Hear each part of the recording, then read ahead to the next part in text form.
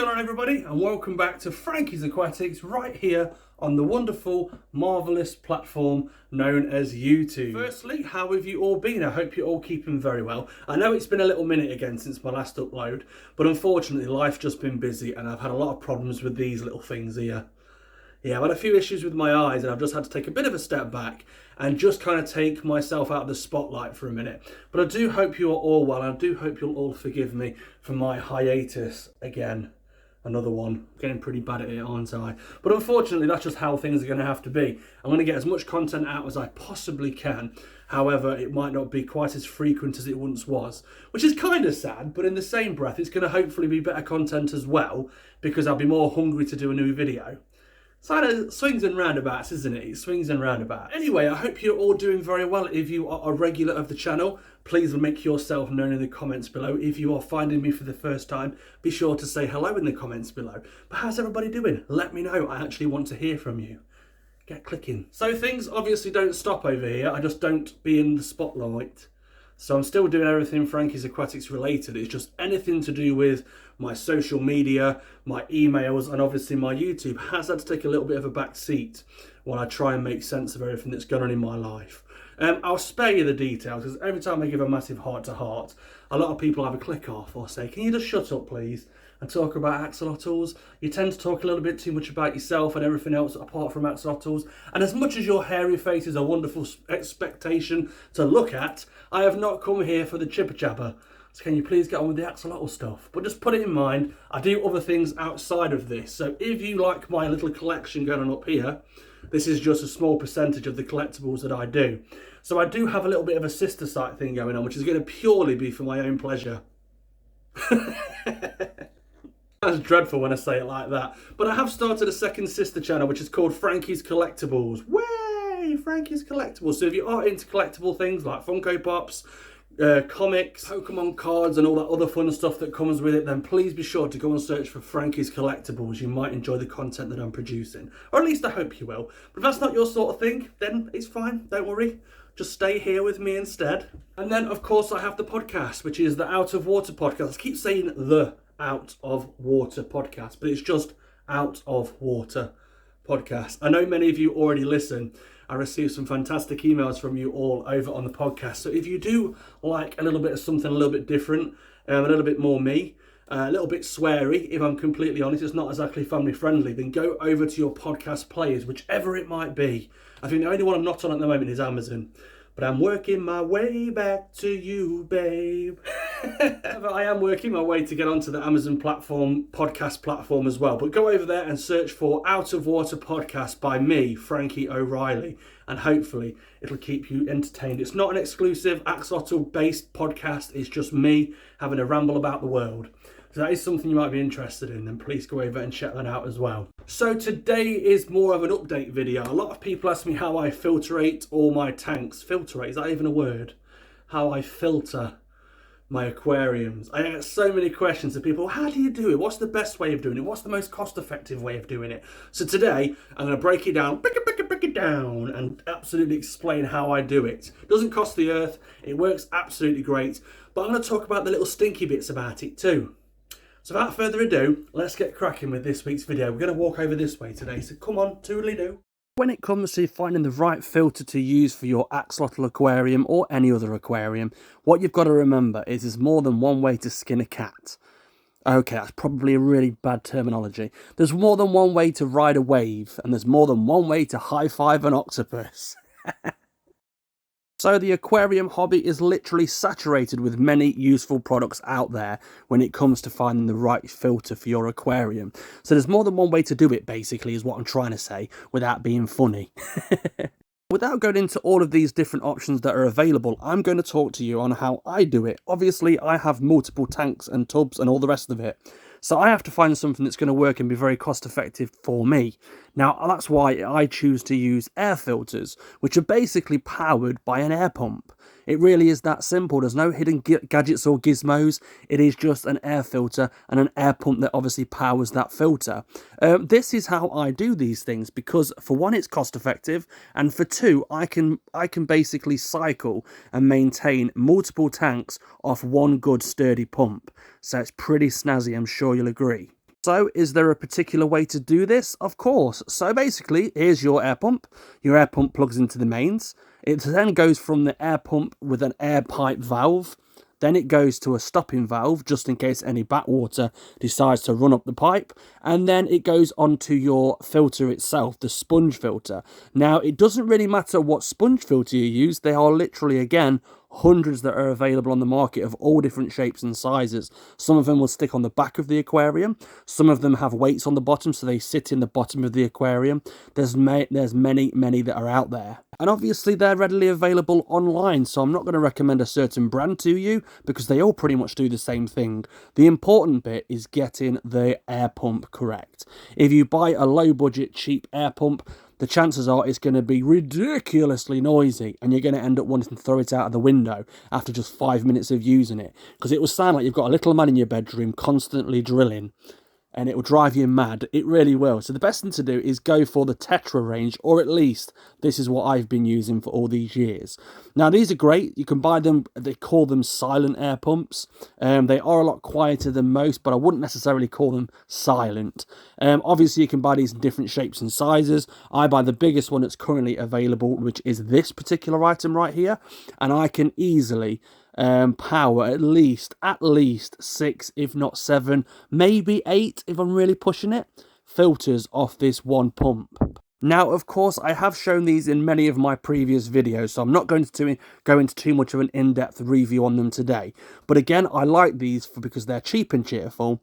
They can obviously power, from one mains plug socket, I can power multiple filters, and they're very, very cost effective. The only downside to these, if I'm completely honest, is they're not very good at picking up big poos. So most filters will have a nice little engine or kind of a rotary blade inside of them, which obviously pulls in any kind of chunks and anything kind of funky that might be dropped, whether that be uneaten food or whether that be axolotl poop itself. And the filter would do a very good job of pulling it into the canister and obviously making sure it's nice and clean out of the water. Now, sponge filters do this to an extent. However, they do break them down a lot more, which can cause problems with your ammonia if you leave too many poos or uneaten food unattended. Now, the simple and cheerful way to counteract this is just be extra vigilant with your aquarium. I'm not saying that obviously other filters aren't going to do the job better. There probably are many filters out there that would do a much better job than a sponge filter. But from experience alone, I do prefer sponge filters. All I do rely on is a nice trusty turkey baster. These lovely things right here, you've probably heard me sing their praises more times than I care to count, but they're really good. I have them at hand in multiple places throughout my home, and every time I see a fresh poop or a little bit of uneaten food that's been kindly dropped off by my axolotl, I would gently pop in there and just remove that uneaten food or poop debris with the turkey baster. It really is that simple. Then I won't experience any kind of cloudiness, and obviously my filter has a lot better job of obviously cleaning out the nasties within the water. Now, obviously, there's no quick trick, hack, or any kind of wizardry going on. You will still need to cycle your tank. I have done a video on this over here, so if you want to click on the link above or below, that'll take you over on how to cycle your aquarium. I did make that quite a while ago, but it is still very relevant, and it is by far the most productive way to do it, in my opinion. Now, of course, there is obviously hundreds of other air filters that you can use. Air pumps in general are very widespread. Like I said, you usually get what you pay for. So if you do pick up a cheaper brand, it probably won't last you nearly as long, and the noise will probably drive you crazy before it decides to pack up on you anyway. I do personally recommend the Tetra range. Again, I'm not sponsored or affiliated with these whatsoever. This is just from experience alone. They are fairly inexpensive and they are very easy to maintain too, should you have any problems with them as well. And also, you can pick up big, rather large industrial air pumps if you are running more than one tank. But again, I wouldn't necessarily go for those unless I had a dozen or so tanks in one particular area. But again, that is the easiest way to do it, and that is the way I've been doing it since day dot, and I haven't really looked back. Now, again, that's not to bash any other filters that are out there. There are some really good, powerful filters out there. But if you have multiple tanks, this might be not very effective for you in regards to cost and expense. So just to quickly show you the diagram once more, this is as simple as it is to set up a sponge filter. It really is. There's no middleman. There's nothing holding it all together. There's no glue. It is just as simple as plugging your air pump into the mains, running some air line from the pump, obviously put a one reverse tap on there as well. So obviously any kind of bad circuits that won't kind of retract back into the pump and cause problems, because it does happen. And then that's as simple as that. The filter goes into your aquarium and ta-da! You have a lovely sponge filter up and running. Also, the beauty of these filters is they will cause a nice little bit of bubbles within the aquarium, which will obviously help to oxygenate the water and produce nice circulation within your tank as well. Anything that I've missed? I don't think so. Any more questions, be sure to let me know in the comments below. And I hope this has been a little bit insightful to you. And I hope it makes a little bit more sense to you as well. Oh, actually, there is one more thing. Now, if you are considering switching over to a sponge filter from an already established tank filter within your aquarium, the easiest way to do this would be to pop in this particular, or any for that matter, any kind of filter into the already established aquarium. If you let that run for a couple of weeks, preferably maybe a few months, hopefully the beneficial bacteria will then take onto your new filter, and eventually you will be able to remove the old one. Just a little trick there. Okay, so there is one more thing that I nearly forgot. Axolotls don't like fast moving water. Most filters will produce a lot of movement within an aquarium, and that is why another pro for the sponge filter. You can buy a little control valve for about 50p off eBay or Amazon, and you can also control how fast those bubbles move. Control those bubbles! Anyway, there you go. It really is as simple as that. I hope this video has been helpful to you. And there you have it. That is this week's podcast. It's not a podcast, it's the YouTubes. There you have it. That is this week's video in the bag. I hope you enjoyed it. If you have any questions, please do feel free to drop me a comment below. And for anybody that might be getting a bit upset that they can't get hold of me, just appreciate I've got a lot of things going on with my health at the moment. So I have been told doctor's orders just to take things a bit more easy. So I'm not purposely ignoring any of you. I absolutely love all of my viewers dearly. I'm just trying to look after myself and look after this old noggin. You know how it is. Please do feel free to drop me a comment below. What I'm going to do probably for my next video, not necessarily next week, but my next video, I'm actually going to read your comments out. I'm going to go through and I'm going to pull out questions, I'm going to pull out comments, I'm going to pull out all the funny stuff, and I'm going to read some of my favourite comments and answer and speak directly back to you guys. It's just so much more productive doing it that way than it ever will be trying to get back to everybody on every single avenue. Yeah. I would just like to give an extra special shout out thank you to my lovely supporters over on Patreon, also known as my Frankie Lottles. You guys are amazing. You guys keep me on track, and I say it all the time. I never take you guys for granted, but I do class you all as a very big extended family, shall we say. So I love you all dearly, and I don't use those words lightly. You guys have kept me smiling when things have been going a bit south. That is something you'd like to get yourself involved with. You'll find all relevant information directly below. You'll also find things like merchandise, my second channel, my podcast, all the other fun stuff. If you like to stalk me online, that's the best place to do it.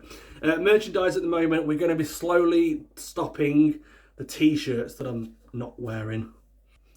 Oh dear, not very good, is it? But we are in the process of releasing some very new exclusive merch that I've been working on forever.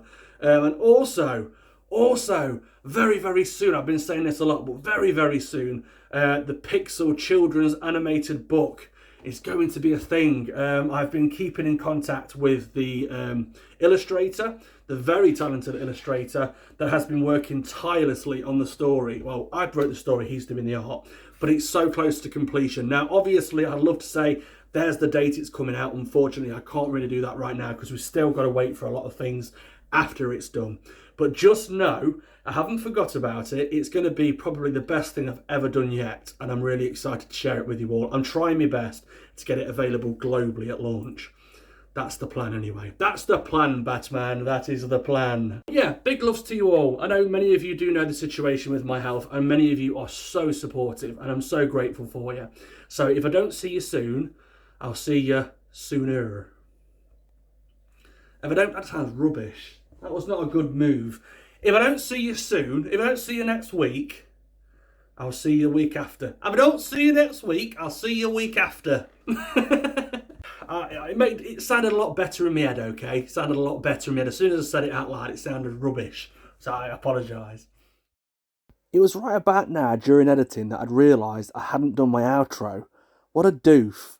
So I apologise, and until next time, ta-ta for now. Also, do you like me marla beads? They're so nice, aren't they? These were made by one of my friends One of my friends from Patreon made these for me. So I want to give a little shout out, thank you to Al and her lovely, lovely family. So thank you so much. I literally live in them. I do. I live in them. I never take them off. Not even when I'm in the nude. Ooh. Okay, maybe at night when I'm asleep because it's a choking hazard. But other than that, never take them off. Never, never.